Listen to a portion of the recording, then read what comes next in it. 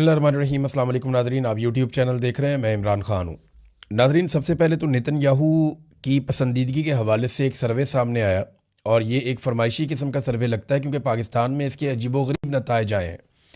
पहले जो नताइज आए और जो सर्वे मैं आपके सामने रख देता हूँ, ये है जनाब सर्वे। और पाकिस्तान के मीडिया में, अखबारात में इस सर्वे को छुपवाया जा रहा है। पाकिस्तान के मुख्तलिफ जो मीडिया ग्रुप्स हैं उनकी वेबसाइट्स के ऊपर इस सर्वे को डाला जा रहा है ताकि पाकिस्तान में ग्राउंड बनाई जाए।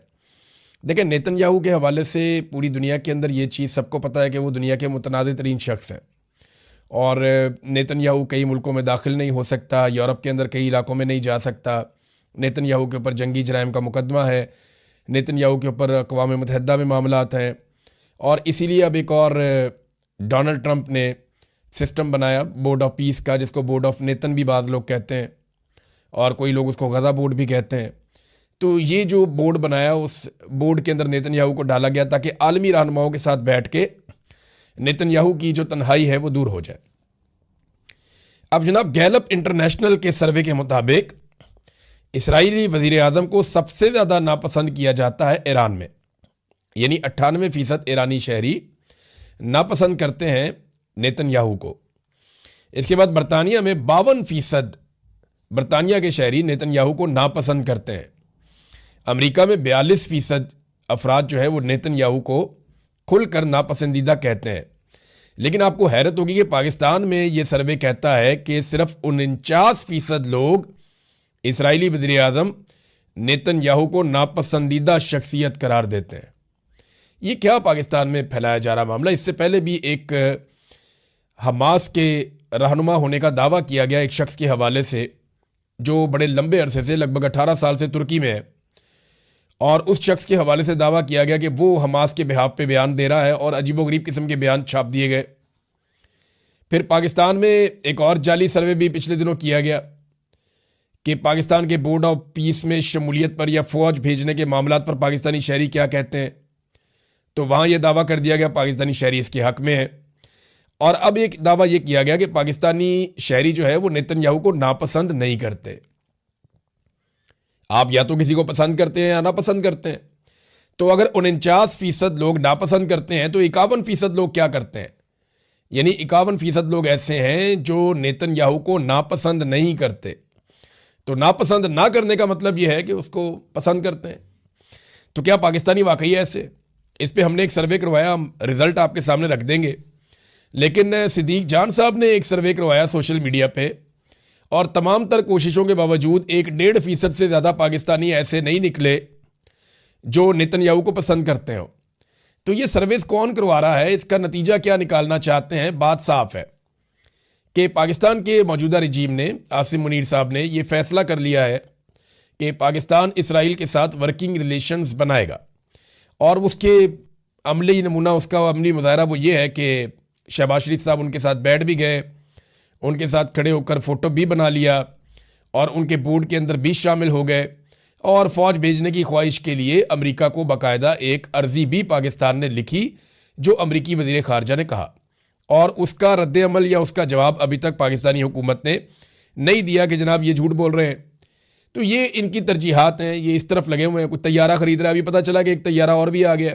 कुछ सोर्सेज ये दावा कर रहे हैं, कुछ लोग जो हैं वो सोशल मीडिया पे दावा कर रहे हैं कि एक तो तैयारा वो था जो मरियम नवाज़ ने लिया, एक उससे भी दुगनी कीमत का तैयारा है जो आर्मी एविएशन ने लिया है। अब ये इतना लग्जरी तैयारा लड़ाई के काम तो आता नहीं है, ट्रैवलिंग के काम आता है। तो इतना लग्जरी और कीमती तैयारा अगर लिया जाता है तो वो किस काम आएगा? यानी अय्याशी वाली ट्रैवलिंग है ना, और क्या है? तो उसमें अब यानी मिलिट्री एविएशन को इस तरह के तैयारे की क्यों ज़रूरत पेश आई? ये सवाल अगर पाकिस्तान में कोई पूछेगा तो वो जबरी तौर पे लापता कर दिया जाएगा और उसको तशद्दुद का निशाना बनाया जाएगा, उसको और उसके ख़ानदान को इबरत का निशान बना दिया जाएगा। लिहाजा मरियम नवाज़ के तैयारे के बारे में तो पूछा जा सकता है, लेकिन मुबैना तौर पे जो आसिम मुनीर साहब का तैयारा है उसके बारे में सवाल नहीं किया जा सकता फिर, अगर तो ये तैयारा लिया गया है। क्योंकि मेरे पास डायरेक्ट इत्तला इसके बारे में कोई नहीं है। जो इन्फॉर्मेशन मुझे मिली है वो सोशल मीडिया के कुछ क्रेडिबल लोग हैं वो उसके ऊपर कह रहे हैं, कुछ ऐसे लोग हैं जिनकी क्रेडिबिलिटी नहीं भी है वो भी इसके बारे में कह रहे हैं। बहरहाल ये खबर तो आई है। और देखें, जहाँ धुआं होता है वहाँ आग तो लगी होती है ना, ऐसे तो नहीं हो जाता। और ये बताया जा रहा है कि ये तैयारा गल्फ स्ट्रीम का उससे भी महंगा और डबल कीमत का तैयारा है। बहरहाल इमरान खान साहब को 25 तारीख को इंजेक्शन लगाया जाएगा, ये हुकूमत ने दावा किया था। हो सकता है 24 को ही खामोशी से निकाल के लगा दिया जाए, अपोजिशन 25 का इंतजार करती रहे, हो सकता है, ये भी हो सकता है। देखिए ये हुकूमत कुछ भी कर सकती है। अगर इमरान खान साहब मान गए तो फिर तो ये उनको इंजेक्शन कहीं पे भी ले जाके लगा देंगे। लेकिन अगर इमरान खान साहब ने ये कहा कि मैं इंजेक्शन नहीं लगवाता, देखिए ना ये ऑप्शन है ना। एक तो इमरान खान साहब को फिक्र है अपनी आंख की और वो ये चाहते हैं उनकी आंख ठीक हो, तो उन्हें ये रिस्क नहीं लेना चाहिए कि उनकी फैमिली को बुलाते हैं या नहीं बुलाते, उन्हें कोऑपरेट करना चाहिए इलाज के लिए। लेकिन एक पॉसिबिलिटी ये भी है कि वो कहें कि मैं इंजेक्शन लगवाता ही नहीं जब तक कि मेरी फैमिली नहीं आ जाती, मेरे डॉक्टर्स नहीं आ जाते, मुझे उनसे बात करनी है, तो फिर इनको मिलवाना भी पड़ेगा।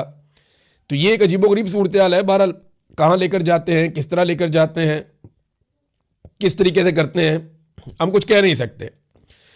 लेकिन 25 तारीख का दावा किया जा रहा है और तहरीके तहफ़्फ़ुज़ आईन पाकिस्तान ने मुतालबा किया है कि शिफा इंटरनेशनल अस्पताल में लाया जाए, वहाँ पे ये प्रोसीजर किया जाए और डॉक्टर आसिम और डॉक्टर फैसल की मौजूदगी में ये होना चाहिए। जबकि तहरीक इंसाफ और इमरान खान साहब की फैमिली का मुतालबा है कि इमरान खान साहब की बहनों को या फैमिली को भी वहाँ पे होना चाहिए। अब नाज़रीन इस मामले में अयाज सादिक साहब की भी एंट्री हो गई है। अयाज सादिक साहब कहते हैं, ये स्पीकर हैं कौमी असम्बली के, कि मुल्क से मैं बाहर था जब डॉक्टर ने इमरान खान को देखना था, मुझे मोहसिन नकवी का फ़ोन आया, मैंने बैरिस्टर गौहर को पैगाम दिया कि मर्ज़ी के डॉक्टर्स और फैमिली मेम्बर्स का नाम दे दें। मैंने कॉन्फ्रेंस कॉल में कहा कि गौहर साहब आप चले जाएं, ताख़ीर से हम मुआयना शुरू कर देंगे, आप आ जाएं। डॉक्टर कहेगा तो 1 महीने के लिए अस्पताल में शिफ्ट कर देंगे, अगर डॉक्टर नहीं मानेंगे तो फैसला कानून के मुताबिक होगा। अयाज सादिक साहब का इस सारे मामले में क्या लेना देना? देखिए अयाज सादिक साहब एक ऐसी शख्सियत है जिन्हें इस्तेमाल कर लिया जाता है राब्तों के लिए, मुज़ाकरात के लिए, बातचीत के लिए। ये उन लोगों में से एक है और एस्टेब्लिशमेंट जो है वो इनके साथ कंफर्टेबल रहती है। मोहसिन नकवी जैसे लोग भी इनके साथ कंफर्टेबल रहते हैं। लेकिन सवाल ये पैदा होता है कि इमरान खान साहब का तो इलाज करना है उनकी बीमारी का, और फैमिली का ये हक है और इमरान खान साहब का ये भी हक है कि उनके ज़ाती मुआलिजीन उस इलाज के बारे में ना सिर्फ सब कुछ जाने बल्कि वो उनके टेस्ट करवा के ये पता कर सके कि इमरान खान साहब के साथ एक्चुअली हुआ क्या। अब इन चीज़ों को छुपाया जा रहा है। अगर इमरान खान साहब एक दबाव बनाने में कामयाब हो जाते हैं और उनकी फैमिली उन्हें मिलती है, देखिए अब ये इमरान खान पे ही मुनसर है। मिलिट्री एस्टेब्लिशमेंट को अगर कोई दबा सकता है तो बाहर से दबाने वाला काम तो तकरीबन आप समझ लें अभी बंद है। वो दबाव अंदर से ही आना है, वो इमरान खान साहब की फैमिली और इमरान खान साहब ही डाल सकते हैं। तो अगर वो मुलाकात करवाई जाती है तो उसमें इमरान खान साहब की जानिब से लाजमन कोई ना कोई स्टेटमेंट या कोई ना कोई हिकमत अमली या कोई ना कोई बयान बाहर आएगा। अब इसमें पहले से ही जो लोग मिल सकते हैं जैसे कि इमरान खान की बहनें, उन्हें डिस्क्रेडिट किया जा रहा है। मैंने आपको पहले भी ये बात बताई थी कि इमरान खान साहब की बहनों को डिस्क्रेडिट करने पे सारे के सारे लोग लगे हुए हैं, ताकि अगर मुस्तकबिल करीब में इलाज की वजह से या ईद की वजह से इमरान खान साहब की मुलाकात हो जाती है अपनी फैमिली के साथ, तो जो भी पैगाम बाहर आए तो पहले से ही उस पैगाम को मुतनाज़ बनाया जा सके। कुछ लोग दावा कर रहे हैं कि अलीमा खानम को गिरफ्तार कर लिया जाएगा, लेकिन इमरान खान की बाकी 2 बहनों का क्या किया जाएगा और जो बाकी रिश्तेदार और लोग हैं उनका क्या किया जाएगा? देखिए ये ख़ानदान एक जंग में उतर गया है और ये पीछे हटने के लिए तैयार नहीं है। तो एस्टेब्लिशमेंट को ही इमरान खान से बात करनी पड़ेगी और कोई रास्ता निकालना पड़ेगा, वरना ये मामला तूल पकड़ता जाएगा और नुकसान पाकिस्तान का हो रहा है। देखें ना, अली अमीन गंडापुर और शेर अफजल मरवत, इन दोनों की हालत रेहाम खान जैसी हो गई है, जैसी हालत रेहाम खान साहिबा की तलाक के बाद हुई थी, जिन्होंने कीड़े निकालने के लिए किताब तक लिख दी थी। लेकिन देखें ना, बाद में तो पछतावा ही होता है। अगर रेहाम खान साहिबा इमरान खान साहब की अहलिया होती हैं और वो तलाक ना होती है, जिसकी वजह से रेहाम खान साहिबा के अंदर इतनी नफरत पैदा हुई कि इमरान खान ने उन्हें छोड़ दिया, कि उन्होंने बाद में किताब ही लिख दी, तो वो खातून अव्वल भी बन सकती थी। अब यही चीज़ शेर अफजल मरवत और अली अमीन गंडापुर के लिए भी है कि अगर इमरान खान साहब ने उनको हटा दिया तो वो तलाक याफ्ता रेहाम खान बनने की बजाय वो बेहतर परफॉर्म कर सकते थे और वो कुछ ऐसी कोशिश कर सकते थे जिससे हालात बेहतर हो। लेकिन इन्होंने नफरत फैलाई और लगातार नफरत फैलाते चले जा रहे हैं, फैलाते चले जा रहे हैं। दूसरी जानिब पाकिस्तान की हुकूमत के हालात ये हैं नाजरीन के पाकिस्तान में लगातार गुर्बत बढ़ती चली जा रही है। इसका एक और डाटा है मेरे पास, वो डाटा ये बताता है कि सबसे ज़्यादा गुर्बत जो पाकिस्तान में बढ़ी है वो पंजाब के अंदर बढ़ी है। यानी 39% के साथ पंजाब गुर्बत में सबसे आगे निकल गया है। ये इजाफा हुआ है गुर्बत के अंदर, सबसे ज़्यादा इजाफा पंजाब में हुआ है, जबकि सिंध दूसरे नंबर पे है और उसके बाद बाकी सूबे आते हैं। देखिए, ये तैमूर सलीम झगड़ा साहब जो है, ये भी इकोनॉमिस्ट हैं, पाकिस्तान तहरीक इंसाफ से इनका ताल्लुक है। इन्होंने एक डाटा दिया और डाटा देखें, ये तो हकायक की बुनियाद के ऊपर है ना। हुकूमत ने जो एक मेयार रखा हुआ है ना गरीब आदमी का, एक गुर्बत की लकीर होती है कि इससे नीचे जो जाएगा वो गुर्बत की लकीर से नीचे चला जाएगा, वो रोटी के लिए भी तरसेगा, और उस लकीर से ऊपर जो आएगा वो गुर्बत की लकीर से नीचे नहीं है। तो गुर्बत की एक लकीर खींची जाती है। बैनुल अक़वामी सतह पे जो एक मेयार है गुर्बत की लकीर का, वो $4 रोजाना है। यानी जो शख्स $4 रोजाना कमाता है उसे गुर्बत की लकीर से नीचे तस्लीम नहीं किया जाता। 5, 6, 7, $8 अगर आप कमाते हैं, हालांकि यहाँ पे तो यूके के अंदर अगर आप काम करते हैं तो 1 घंटे की इनकम आपकी $13, $14 इतनी इनकम है 1 घंटे की। और अमेरिका भी ऐसे ही है कि डॉलर्स के अंदर पैसे मिलते हैं फी घंटा काम करने के। लेकिन फिर वहाँ पे ऐसे गरीब नहीं हो सकते ना लोग। अब ये गुर्बत की लकीर से नीचे वो लोग हैं, आलमी सतह का जो मेयार है, जो $4 रोजाना से कम कमाते हैं, जबकि पाकिस्तान ने जो रखा हुआ है वो $1 रखा हुआ है। लेकिन हमने तो अपना मेयार ही दुनिया से तब्दील किया हुआ है ना। जो आलमी मेयार है वो $4 का है, पाकिस्तान ने $1 का रखा हुआ, और ये $1 के मुताबिक पाकिस्तानी गवर्नमेंट अदादोशुमार जारी करती है। और अगर आप आलमी मेयार के मुताबिक देखें तो पाकिस्तान का हर दूसरा शख्स गुर्बत की लकीर से नीचे जिंदगी गुजार रहा है, क्योंकि पाकिस्तान में ज्यादातर लोग ऐसे हैं जो रोजाना $4 नहीं कमा पाते। ये हालात हैं नादरीन पाकिस्तान के, और जो उन्होंने किए। और इतनी गुर्बत वाले सूबे के अंदर जहां सबसे ज्यादा गुर्बत बढ़ी है, उन्हें जहाज चाहिए इंजॉय करने के लिए, अय्याशी करने के लिए। और अब ढिटाई के साथ कह रहे हैं जनाब हमने ले लिया तो क्या हुआ। वो अज़मा बुखारी वो स्टेटमेंट देने के बाद ऐसी गायब हुई है, वो झूठ पे झूठ, झूठ पे झूठ। ये इंफॉर्मेशन मिनिस्टर है या डिस इंफॉर्मेशन मिनिस्टर है? इन्होंने इतने झूठ बोले हैं, कोई पीका का कानून इनके ऊपर लगता ही नहीं है। कोई कानून पीका का इन पे नहीं लगता। वो दोनों बहनों को उठा के सनम जावेद को, फलक जावेद को अंदर डाल दिया। वो इनसे ज्यादा काबिल भी हैं, और उनके ऊपर कोई ऐसा केस बनता भी नहीं है, लेकिन उनके ऊपर केस डाल दिया। और खुद ये झूठ बोलती हैं, इनके ऊपर केस ही नहीं डलता। अब जनाब ये रमजान के अंदर जो अफ्तारियां आम लोग भी कर रहे थे ना, वहां जाके भी ये अपनी फोटो चिपका के आ जाते हैं कि जनाब ये अफ्तारी जो है ना, यही सैलाब में इन्होंने किया था। जो भी शख्स मदद करने जाता था उसके कैंप के ऊपर जाके मरियम नवाज के फोटो चिपका देते थे कि ये मरियम नवाज ने किया है। अब जो भी शख्स अफ्तारी करवाता है उसके ऊपर जाके मरियम नवाज का फोटो चिपका देते हैं।